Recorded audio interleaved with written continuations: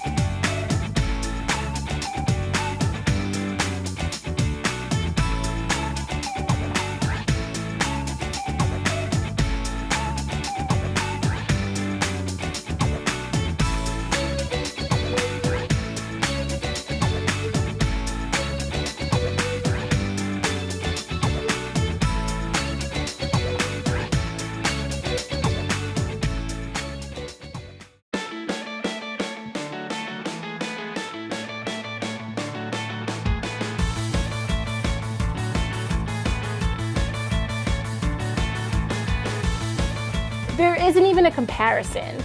This, you could see the sides of it, how it stands up on its own. This doesn't. The space of each one, you could see how much more the Wallybroom could hold compared to your standard dustpan.